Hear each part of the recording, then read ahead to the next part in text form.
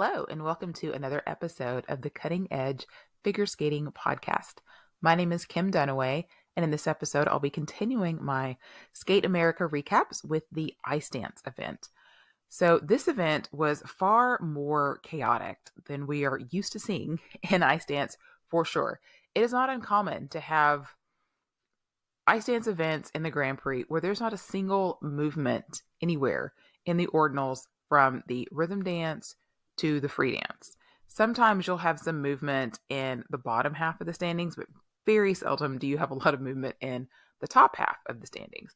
And so in this event, we definitely had some really big swings. So no one kept the same exact place that they were in except for Morozov and Chen, who were ninth in both segments. Everybody else had at least a little bit, if not some pretty wild swings in their performances, which I think is great. What is so frustrating at times with Ice Dance is that it feels like after the rhythm dance, nothing really happens. And so it was nice to see a competition where for once we had some movement. Do I think this is going to be a sign of things to come? Maybe, maybe not. This particular Grand Prix was very top heavy with the top two, and then a lot of question marks with a lot of the teams behind it. So I think that created a bit more chaos than we're used to seeing. Whereas a lot of the other Grand Prix, you'll see more so a kind of a defined top group, sort of a middle group, and then more of a bottom group, which will probably prevent some of these wild swings unless you have major errors, which of course we saw in this event. So let's get started. Winners here were Lila Fear and Lewis Gibson. And of course, this comes as a bit of a surprise. And it basically came on the heels of a big mistake by the silver medalist here, Chalk and Bates.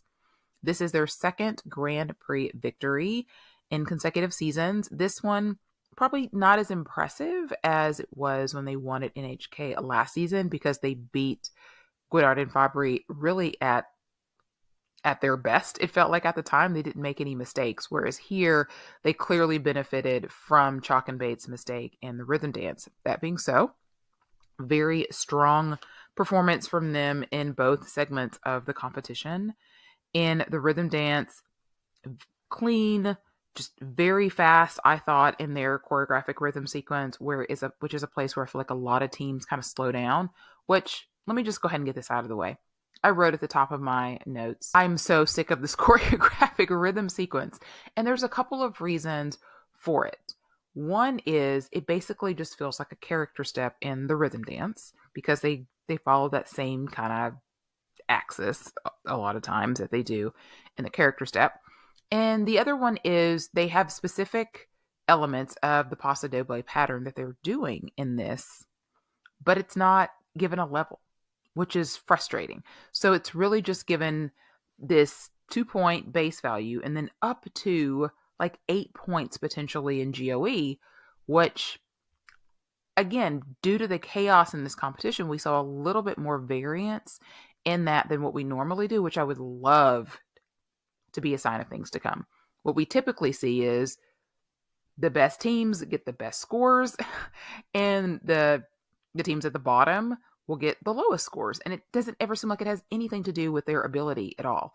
I'm still very much out on this particular element, but in the case of Lila and Lewis, I do like their choreographic rhythm sequence. The speed that they have in it makes it look more difficult than, like I said, some of the other teams that we see. In the free dance, I haven't changed my opinion a whole lot than when I saw this back in the Challenger circuit. I feel like the Halo section is so long.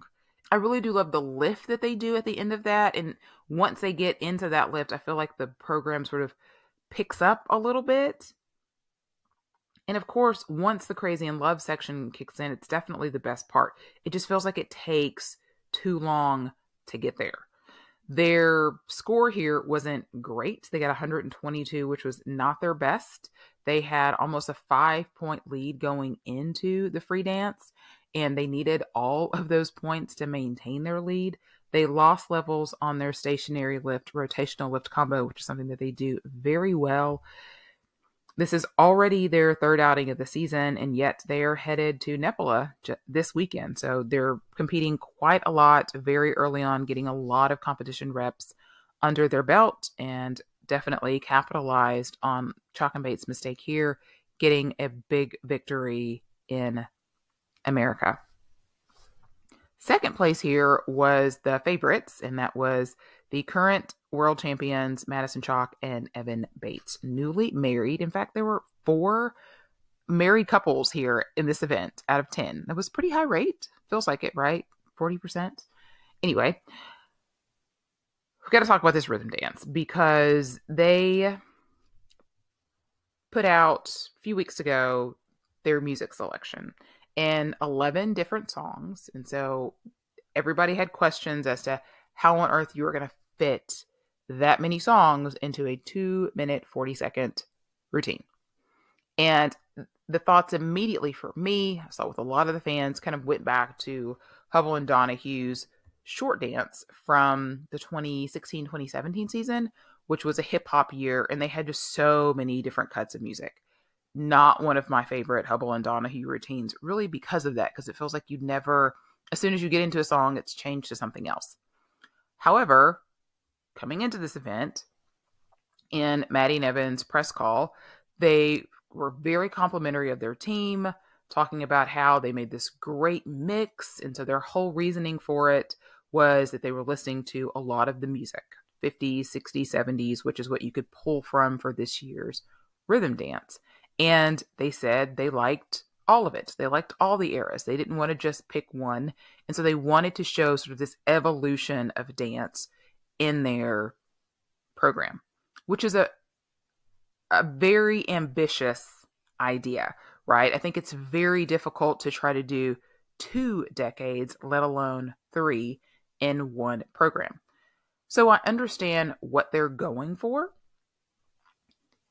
The first day that I saw it, when they did their first practice, it was like whiplash. Just, it was very jarring. You know, a lot of the music cuts, I didn't like it. Didn't like it at all. When I saw it for their run through, the day of the rhythm dance, it bothered me less. So I was very interested to see how it all came together, because when they do practices, they don't do a full run through. Typically, they don't do their step sequences at all in the run through. It's like a nice dance thing. So I was looking forward to seeing how it went. And then right off the bat, they fell on that choreographic rhythm step. And for me, the rest of the program was really kind of meh after that. It just really just sucked the air out of their performance. It also just kind of really sucked the air out of the arena.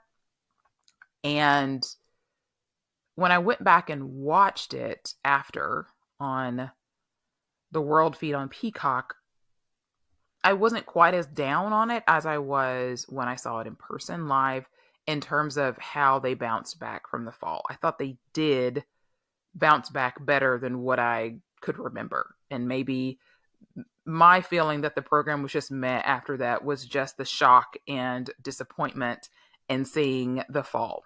And what they said after what happened was that there's a little jump there. She's supposed to land on the ice. And this particular time she landed on Evan's skate and went down. So it was a fluke. It's never happened before. They are good for pretty much an error or a dud like every season, it feels like. Last year it would have been at Nationals. They were both sick in the free dance, and that was a whole thing.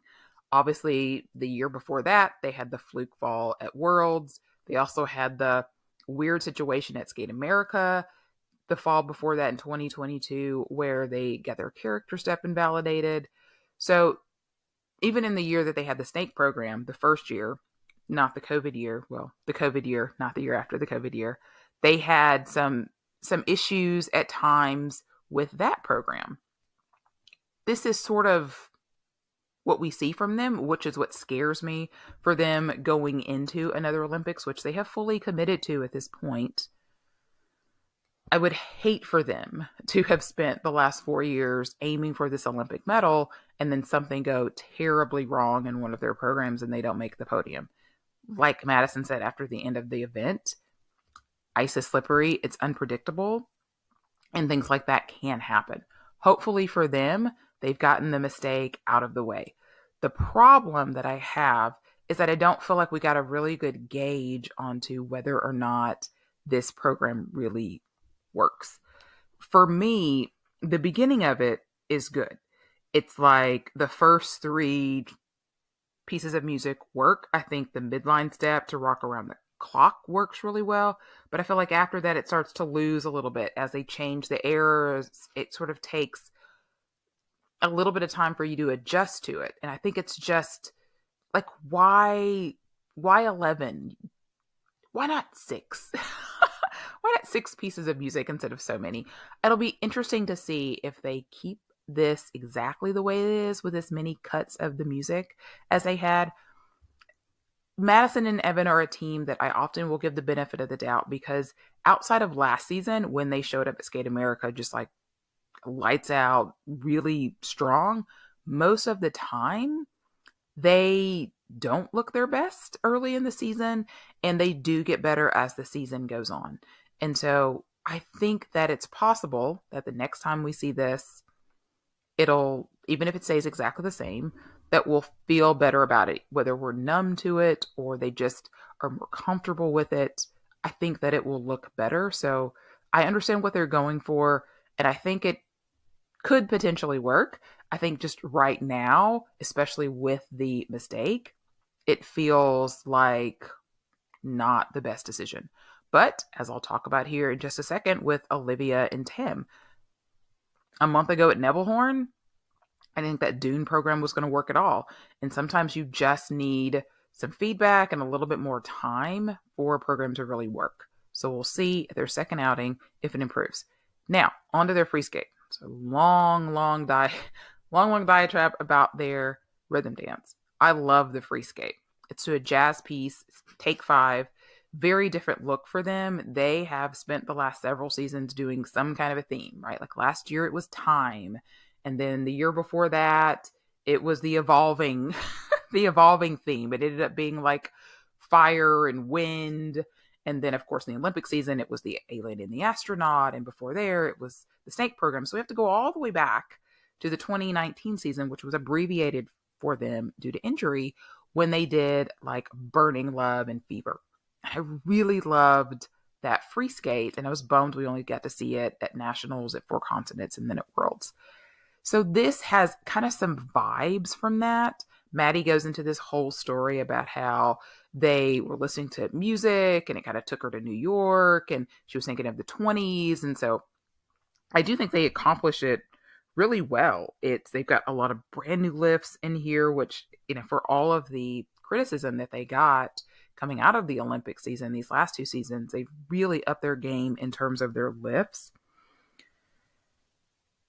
And it does kind of feel like even like their circular step that they do, it feels like they're dancing in a speakeasy. Like it looks like ice dance the way that it's intended. Like the way that ice dance used to be is what this program reminds me of. And I think that it's going to do very well for them. The only like nitpick that I have is with their twizzles. Like everything else in their program is really fresh. But their twizzles are like the same twizzles that they've been doing for years. They have really good speed on them. I noticed that in practices. I was surprised by that, actually. But it's just some of the teams do some really innovative things on their twizzles, and I would love to see Maddie and Evan try something different in terms of that. All right, moving on to our third place team, and this was Olivia Smart and Tim Deek. Surprise, for sure. If you had those two on the podium, congratulations to you. I went with Romain Marie Jade last week when I made predictions. I know a lot of people were picking Davis and Smolkin. They were closer than I was.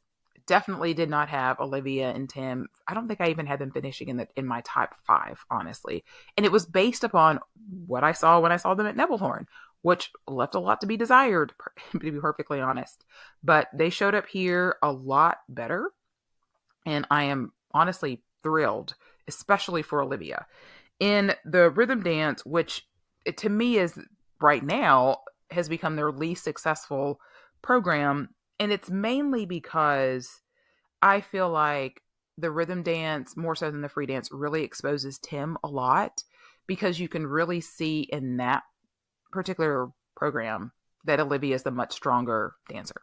I feel like in the free dance, you can cover those deficiencies up a lot better because there's a lot more freedom.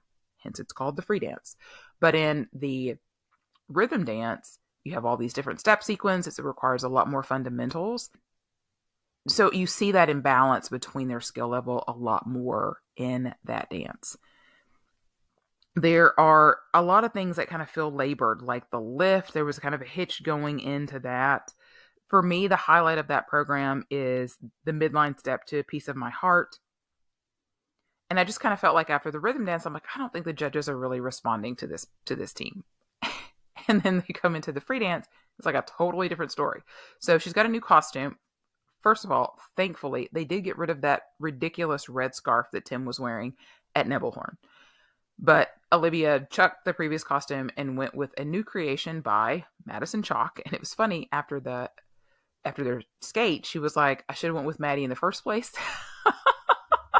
She's like, Maddie designed my Olympic dress, and it was kind of like this, I know better next time kind of a things. And so it really is a fabulous dress. I noticed it right off the bat when I was there on Friday. I was like, oh, she's got a hood now. Very interesting. And amazingly, it stayed on her head the whole time. There were moments in the free dance that they did at Nebelhorn that I complimented. I thought that they had some really cool things in there. It just didn't flow together at that point. But here, flowed together really well. I still don't love the feeling begins section at the end. I still feel like it doesn't make a whole lot of sense. But at this point, it feels like the littlest of things, like a nitpick at this point. I was stunned that they got 118 points. Olivia was stunned that they got 118 points. And her and Adrian, I think their best score was like 121 points that they got at the Olympics. So it's not the best score she's ever received in her career, but it's right up there. But they got a 97 at Nebelhorn. So this was over 20 points higher than what they got at Nebelhorn. So that's a really just a gigantic increase. And the judges absolutely responded to them here. And they moved up from 5th to get onto the podium, which was ecstatic for them. And if they can keep this up, they can go a lot further than what I was thinking that they were going to go a month ago at Nebelhorn, which is why I try not to get like to overreact too much, especially to ice dance and challengers, because those programs do tend to grow. But if this is the first time you saw this program, fantastic. You probably think I'm nuts. But if you saw it at Nebelhorn, you know what I'm talking about. All right. Moving on here to the 4th place team, and that was Diana Davis and Gleb Smolkin of Georgia. Their rhythm dance is to Lady Marmalade. But Lady Marmalade is from that time period, right? But the covers of Lady Marmalade that they're using are not from the 50s, 60s, 70s. So I don't know that this is going to fly all season. Like, I feel like the music itself needs to actually be from that time period. Like, you can't use covers from the 90s or 10 years ago like they're using. So I'm a little surprised that hasn't changed, because I'm pretty sure that last year there were some teams like Guinard and Fabry come to mind. I think they were using like a Glee cover, which clearly wasn't from the 80s. Glee, the Fox show, wasn't around in the 80s. So I'm going to just kind of keep my eye on this as the season goes to see if they have to change the music that they're currently using. So if you are not aware, Davis and Smolkin have moved to the Ice Academy of Montreal. So they've had quite a few coaching changes in the past 4 seasons since they no longer represent Russia. So they were, for the last season and the season before that, they were training with Green and Parsons, former coaches. And now they are at the huge empire that is the Ice Academy of Montreal. And all 5 teams, not all 5 teams, but the top 5 teams from the rhythm dance were all Ice Academy of Montreal teams. And I'm always amazed by them. Every team looks different and has their own style, and they keep coming up with new, fresh things for all of these teams for them to do. And at this point, you've got single skaters and pair skaters going to Ice Academy of Montreal to get choreography from Marie France and that team. And it has done wonders, I feel like, for Diana and Gleb in a very short period of time. Their rhythm dance, big issues there. Twizzles were not in sync. And kind of like with Tim Deek, I feel like the rhythm dance exposes them more than the free dance does, where they are able to do a lot of really cool tricks. And they only get 1 lift in the rhythm dance. And my question is, are they better, or is their material just better? Because I feel like their material hasn't been really great, maybe ever. Definitely not since they've been seniors. But I do think that they have improved. And I think Gleb even said so after the fact. Like, we're still adapting and we're still learning, but we're definitely starting to improve. And the free dance are doing selections of Led Zeppelin. And I gotta say, I really like this free dance. It's the costuming is great. I think Gleb is able to shine. You're able to see some of his personality come out in this piece. They do have some really fantastic tricks. Like, they do the stationary lift at the beginning where she's in a full split. Their choreographic dance lift is good. I do feel like the program loses a little bit of steam with the Twizzles, which is an element that is weaker for them, especially for Diana. The first set of Twizzles is done good, but the second set is really not. But I do like this program from them, and I've always tried my best to separate Diana from her mother, who, if you do not know, is Eteri Tuberitsa, because I mean, you can't decide who your parents are, right? You know, how much has she been involved with some of the crazy practices that Eteri has done? I don't know. She's not trained with her mother. She's always had different coaches. Eteri's not an ice dance coach. So I try my best to keep that separate. And as a just package for themselves, they had 2 really pretty decent programs for them. Like I said, I really liked the free dance. They were very likable. In the press conference that they did after the rhythm dance, I asked how they were doing training at the Ice Academy in Montreal. And Gleb was like, "Oh, it's been great. Everybody's been taking us to parties." He's really a hoot. And then somebody asked him about an injury that he had suffered. And he was like, "Oh, I don't feel anything when I'm out there, you know, with the adrenaline. And nobody wants to hear about my injury anyway." So he's actually got a really nice personality. I really enjoyed him. All right, moving on to 5th place here was Leah Nisset and Artem Markelov, also one of the husband and wife teams, much, much younger than a lot of the other pairs here that are married, but they had a very successful junior career and are making their debut on the senior Grand Prix. And their rhythm dance, really enjoy. They spin so fast in their Twizzles. The crowd really responded to some big moments in their routine. The flip that they do in their choreographic rhythm sequence was a real crowd favorite. They got an enthusiastic reaction from the crowd on their lift where she's in a full split. And one of the people that was at the event said it's just real stunning in person. And I agree. I thought it was stunning when I saw it on TV at Lombardia, I think it was. But it does look super impressive in person as well. And at the ending pose, they do this flip into the ending pose. And people really loved that too. Now, what happened to them in the rhythm dance was they got a music tempo violation, which is a point deduction. Different from a music violation, which they had a judge put in for that in their free dance, but you need half of the panel to also put in that for it to count as a violation there.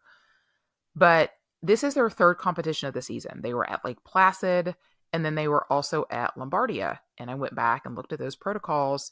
No music tempo deduction. Obviously, had they gotten that at that point, they would have went back and changed the music. So I don't know what happened here versus their previous 2 competitions where the referee here gave them a music tempo violation, and that did not happen at the previous ones. I don't know if they're using a different cut of music than what they use at the other, but that's something that they're definitely going to have to go and fix, because you don't want to be losing a point at any point if you can avoid it. And then in their free dance, I thought this was one of the highlights of the whole competition for me. I really loved this free dance when I saw it in practice. I liked it better than what I saw at Lombardia. And it was super strong here in the free dance.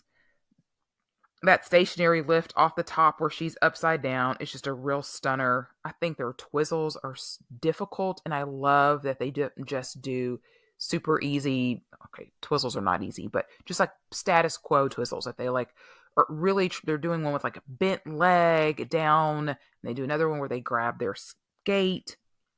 He fell out of his where they catch their foot, but I saw them do it many times in practice. Like, well, it is a good element for them when performed at their best. There's just a lot of attack and confidence in their skating that I wasn't expecting to see out of them so quickly in seniors. I thought that they would maybe be a little bit more cautious, a little bit more timid. I felt like watching them in the Junior Grand Prix last year, I loved their programs, but I felt like they seemed slower. But watching them at practice, like they look like a senior team. They hit, they cover the rink just like all the other teams here do. And this performance just really, I thought, showcased everything that they do so well. They did a flip right at the beginning of their character step also. They just do a really good job of keeping the crowd in their program. They got great levels. They got a level 3 on their 1-foot turns, level 3 on their diagonal step, which is pretty much the top. Very, very seldom do people get level 4s on those elements. And frankly, they were second in base value to Chalk and Bates, so even better than what Fear and Gibson got here. So fantastic showing for them, and to get a win over the Morascheks, who are in their second year on the seniors and who were the hotshot junior team the year before Leah and Artem were able to sort of ascend to that position. And they were so close in the standings, very, very close. I mean, almost in a virtual tie, really. And I thought this was a decent showing for the Morascheks as well. I don't love their music choice in the rhythm dance. I don't like the beginning voiceover. It's like a opening to like a 50s, 60s game show or some kind of variety show or something. I don't see that's necessary. Crowd really love their cartwheels that they do. They're very close on their twizzles, which I like. Shows some difficulty. It's hard to do that. I just don't feel like their music translates very well in person. Fundamentally, they are so strong, very fast. They cover so much space in a very, very short period of time. I mean, they're a team I could watch without music. I just don't think that this music does them any favors. And the free dance, I like this piece a lot better. They really love to bring the drama. Like last year, they were doing Swan Lake, and their last year of juniors, they were doing Man in the Iron Mask. And this is really, they're in their element when they're able to do that. The stationary lift that they did last year when she's on his back is always a really great moment. I don't love the character step when she goes onto the board and lifts into the air. I don't like using the boards as a prop. I kind of feel like they should be off limits, and I'll be surprised, honestly, if they don't put something in the code in the next Olympic cycle against, grabbing the boards, because we have seen with skating, once somebody does something, then we see a lot of people do it. And so are we going to see other people next season using the board as some kind of a prop and doing some kind of jump or kick or what have you, since the crowd loves acrobatics? And I just don't think that that's a place that we really want to go. Again, it's a nitpick, but I don't love it. But this team, I do love. I think they're fabulous. In 7th place here was my pick for the bronze, and that was Marie-Jade Laureat and Romaine Legac of Canada. They were thinking that this was going to be Canadian team number 3, now that Nikolai Sorensen and Lawrence Fournier-Budgery are no longer able to compete. they seemed like the team that most likely was going to be slotted into that third place spot. They were very inconsistent last year on the Grand Prix. Had a real great four continents, which is the last time that we've seen them internationally before this season. And they started off real strong at Lake Placid, winning that event, scored well there, especially in the rhythm dance. And they got a bronze medal at Skate America here just 2 years ago. So I was thinking that of the teams that were contending for the bronze, they made the most sense. But unfortunately for them, it just did not go the way that they would have wanted here. I do like in their rhythm dance that they do the character step earlier. Almost everybody does the choreographic rhythm sequence. Almost everybody seems like they do it much later in the program. So I liked that they did it early.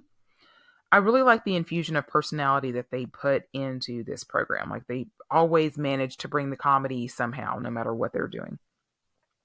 The free dance, unfortunately, they had a stumble just right off the bat going into their rotational lift, and it cost them a couple of levels.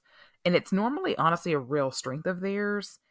I thought they had just a lot of struggles here. They struggled on their choreographic dance lift at the end of the program. Also, I feel like the program is hard to get into.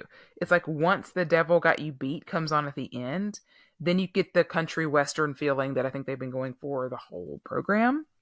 And it picks up. Before that, it's kind of difficult to tell where they're going. But at the end, I love that part. The character step, the spinning lift on the head, the spinning move at the end. It's just unfortunate that they just couldn't bring it all together. They were clearly very disappointed with their scores. And to get 7th here is definitely not what they wanted. And they were behind their other Canadian teammates after the rhythm dance. They did at least end up keeping a couple of spots ahead of them overall after, as I'll get to here in a second, the other Canadian team had a really big mistake. But that third spot feels very up in the air for me. I'm not going to write Romain and Marie-Jade's names in ink. I'm going to put it in pencil right now. And that, I think it's a little bit more fluid. We'll see. In 8th place was Elizabeth Tichenko and Alexei Kiliakov of Israel. The interesting thing about this pair is that they were both born in the U.S. and they actually competed for the U.S. up until the 2020 season. And then they switched federations and they now compete for Israel. They were second in the Grand Prix last year behind Nisset and Markelov. They were the next best team in juniors, kind of like Lemon Kwan were to the Morascheks the previous year. And so they're making their senior Grand Prix debut here also like Nisset and Markelov. How weird is it that they ended up at the same Grand Prix? They didn't spread them out a little bit. In their rhythm dance, they're using very different music. They're using 2 Italian pop stars from 1979. So this is 70s Italian pop, which I couldn't tell you what that vibe was, if they're exuding it or not. A lot of people loved her dress, but they didn't feel like they really got the program.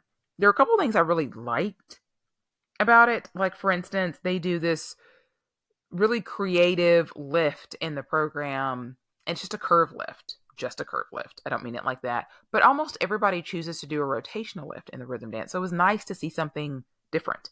And which is what this team is really known for. They were always doing things a little bit different, a little quirky. And I think that this rhythm dance kind of feeds into that a little bit. They got good speed in their midline step. He traveled a lot in his first twizzle. But overall, I thought it was pretty good. The free dance was fine. It was a little expected. Like there was, it's a departure from what they normally do. And what Ted said when I rewatched it back was that they wanted to do something in their first year of seniors that was a little bit more traditional. So they chose to do Spartacus. I do think that you can see their skill level better here in the free dance than you could in the rhythm dance. But I just feel like at times they just overly emote. Like it's just too much. Like pull it back a little bit so it looks a little bit more authentic, if that's fair.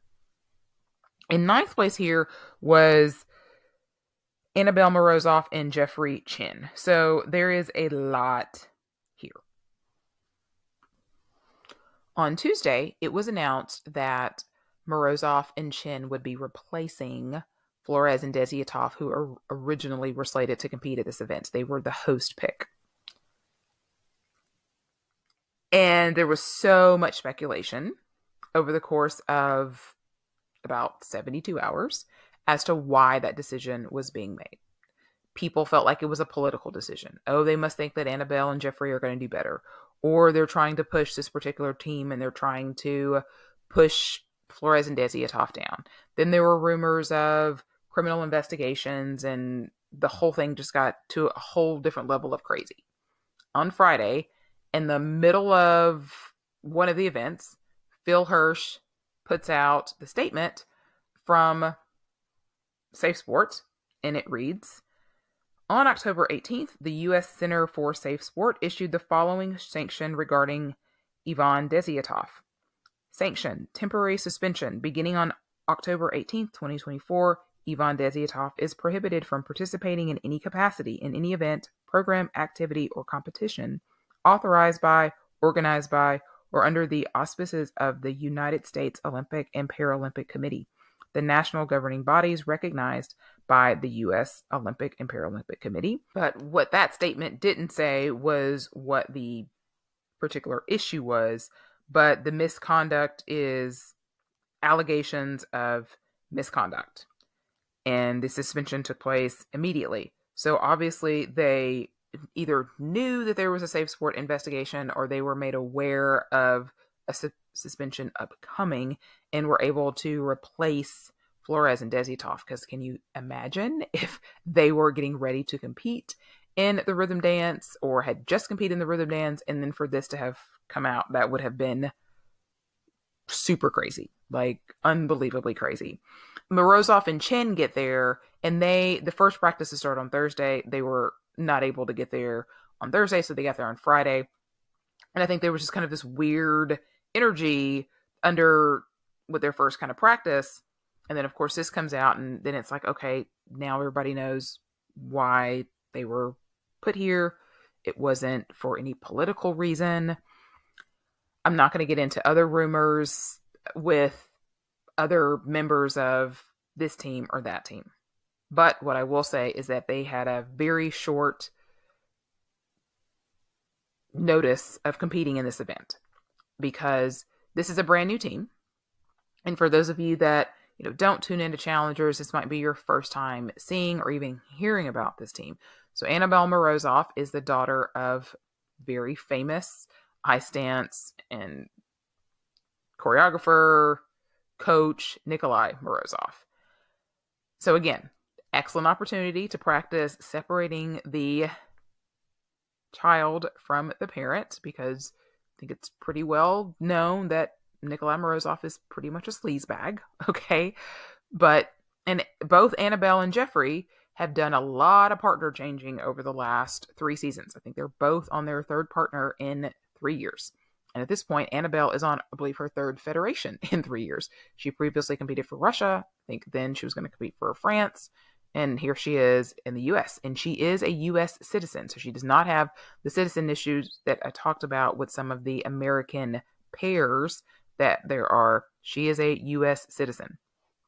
Both of them are supremely talented. Need some time for all of that to really gel. They had a really fantastic outing at Lombardia. They actually beat Nisset and Markelov there, scored really well. So I was interested to see how well they did here, because a lot of teams have a plan. Like, when you're going to compete, when you've got a competition, and so you sort of work up to that. You have certain goals that you're working on, certain things that you're trying to implement, and you have this many weeks before that happens. And for them, this came very quickly. They did not have another international assignment after Lombardia.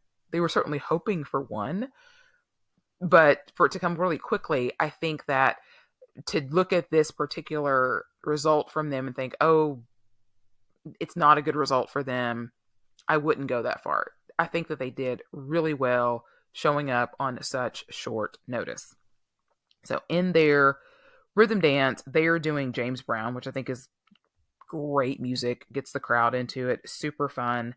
They have great coverage on their pattern step. I think their twizzles were good. Annabelle really kind of struggled on those in practice. Maybe a little slow and cautious at times during their midline step. There was a cut of shout that they used towards the end that was just, it sounded terrible. Like it sounded like it was in a tunnel or something. I was like, where did they find this? Like, why? And I saw lots of people on the feed complaining about the sound in general. The sound in the arena was fine for everything else, but for that song, for whatever reason, it just was not good. In their free dance, they're doing Star Wars. I really like this when I saw it at Lombardia. I didn't think it quite came together as well here as it did there. They have a really nice creative stationary lift to start where she's on his boot. Their lifts in general are a place that they could improve. They have really nice entry into them at times, but as what happens with a lot of new pair teams, dance teams, they're trying to work out that timing. Their pair spin is another place in the program that it feels like it kind of slows down a little bit, and they could use more flow kind of into the different positions. There's a point in the character step where she does an illusion, which is an opportunity for them to get really far apart, which I believe you're supposed to be very close together. So that's an interesting choreographic decision to me. I think the ending lift to the music is really strong. I think that she has this very kind of exotic quality about her, very similar to like Madison Chalk. I don't know that this season we're going to see all of the potential that these two have, but I do like what I have seen from them so far. And then in 10th place here was Alicia Fabry and Paul Iyer of Canada. They unfortunately had the biggest shift. They were surprisingly 4th after the rhythm dance with a really strong rhythm dance, but big issue in the free skate where they ended up falling all the way to 10th. I was surprised to see that she was only 21. I did not realize that she was that young because I feel like their packaging for her is always so old and it ages her. It kind of reminds me of Caroline Suisse, who used to also compete for Canada, who now competes for Ireland. And I just would love, like, I'm not saying you got to like make everybody look like they're, a teenager or anything. I don't know. I just feel like it ages her a little bit. Their rhythm dance, they're using selections from Elvis Presley, great music, Jailhouse Rock, and Suspicious Minds. I think they're a very entertaining team. They just don't excite me. In the free dance, they're skating to the Man's World and You Don't Own Me. They're off to a really great start with like their curve lift combo and their 1-foot turn sequence. They get into their twizzles and she falls in the first set. I don't know if she hit a rut or what exactly happened. She went down on like the second one too, which mean that she didn't get enough to complete the element. And so she didn't get any credit for twizzles at all, which is kind of rare to see a base value of 3 points, but that was for just the guy. And I did think that the rest of the program was really strong. I didn't think that it affected their performance. They really got hammered though. I mean, it cost them probably about 9 points in the technical score, but they were sub 100 here versus their career best, which happened just recently at the Dennis 10 Memorial, where they got 109. And I think with the way that they were skating here in practices and the rhythm dance and where they were placed in terms of overall skating, being 4th with just 3 teams behind them, set them up to score really well. I don't think they would have made the podium. I don't think they would have come out and gotten 116, which is what they would have needed to have passed Olivia and Tim, but certainly would have been in the top 5, I think. And so she was really bummed. I could see her just kind of holding back tears with that mistake. But like I mentioned earlier in the episode, ice is slippery, mistakes happen, and they don't get much chance to sort of waddle in their self-pity because they're going to be at Skate Canada just this weekend. All right, so that completes all 10 teams in the ice dance event. So my Pam Chinko award for ice dance going out to 2 teams. Obviously, Olivia and Tim, with the huge improvements that they made in the past month to get nearly 120 points in that free dance and make it all the way to the podium, but also for Nisette and Markelov, who I just thought were so fantastic in their free dance and moved all the way up from 8th to 5th. So looking ahead at Skate Canada this weekend, we've got a couple of debuts. So we have not seen material this season yet from Piper Gillis and Paul Poirier, kind of like Monason and Evan. They like to wait until their home Grand Prix to make their debut for the season. We also have not seen Marjorie Bourgeois and Zachary Lagat. They were slated to be in a challenger, had to withdraw. They've had a lot of injury issues over the past couple of seasons. I hope that they're past that. Very excited to see what their new material is. I've loved all 4 of their programs the last 2 years, and they're definitely the favorites to go 1-2. An interesting thing to look for this week is that even though you can't really compare from event to event in Skate Canada, historically tends to be a higher scoring event than the other Grand Prix. But what do Marjorie and Zach get this week, and how does that compare to what we saw Fear and Gibson get this week? The other competitors here are Holly Harris and Jason Chan of Australia, Alicia Fabry and Paul Iyer from Canada, Natalie Tassarova and Philip Tashler from the Czech Republic, Lopareva and Brazeau from France, Lemon Kwan from Korea, and then 3 U.S. teams, all kind of bunched together. Brody and Somerville, the Browns, and Zingas and Kolesnik. And if you haven't yet seen any of Zingas and Kolesnik's new material, their free dance is one of my favorite routines so far this season. They looked really strong in their first challenger of the season. The Browns also looked really strong at Lake Placid, and Brody and Somerville looked pretty strong at Budapest just a couple weeks ago. So there is definitely no set top 3 in U.S. ice dance. It's been kind of a revolving door in that second and third spots. And so last season, obviously it was Christine and Anthony, and then Emily and Ian got that third spot. The year before that, it was Green and Parsons that were there. And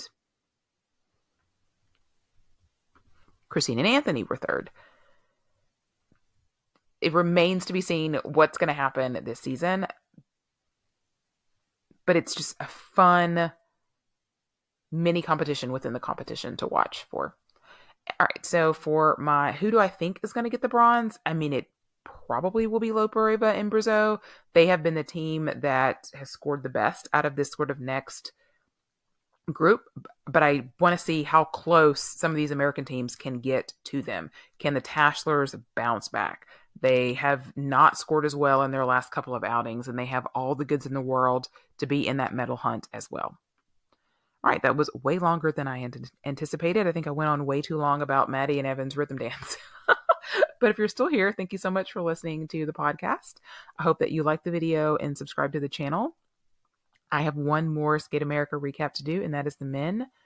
You can find me on all the socials at iSkate Podcast. I hope you have a great rest of your week.